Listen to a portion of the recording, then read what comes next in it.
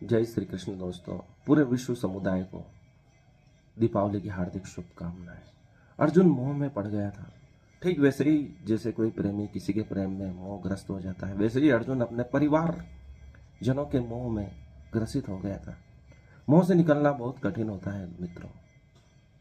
मोह से निकलना उतना ही कठिन है जैसे समुद्र के बीच में फंसा हुआ अकेला व्यक्ति, जिसके पास न तो नाव है, न जहाज है, न तिनके का सहारा है। इसलिए कहावत बनी है कि डूबते को तिनके का सहारा ही बहुत है। वैसे ही कृष्ण अर्जुन के लिए डूबते का सहारा बने और उन्होंने बड़ी कुशलता से उसे बाहर निकाला। हावी होने की कोशिश नहीं की अर्जुन ने।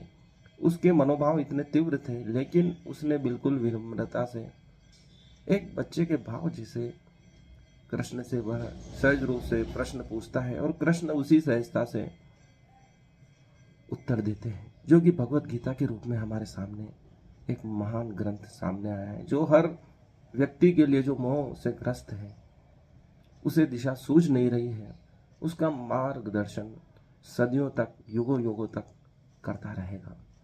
मोह में पड़ा हुआ व्यक्ति उसे कुछ सुझाई नहीं देता है, तो ऐसे मार्गदर्शक की आवश्यकता होती है जो सब कुछ जानता हो, जो मोह से पार चला गया हो, जो सर्वज्ञाता हो।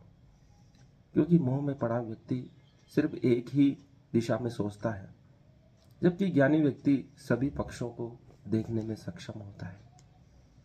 इसलिए जब अर्जुन कहता है कि न युद्धोत्सामी, अर्थात मैं युद्ध करने में अक्षम हूँ, मेरे हाथ कांप रहे हैं, धनुष को उठा नहीं पा रहे हैं, तो धृतराष्ट्र प्रसन्न होता है और संजय से कहता है कि अब अर्जुन युद्ध नहीं करेगा। लेकिन कृष्ण ऐसे ऐसे श्लोक अर्जुन को सुनाते हैं, उससे धीरे धीरे अर्जुन का मोह जाता रहता है और उसे विराट रूप का दर्शन होते ही समस्त मोह तिरोहित हो जाते हैं।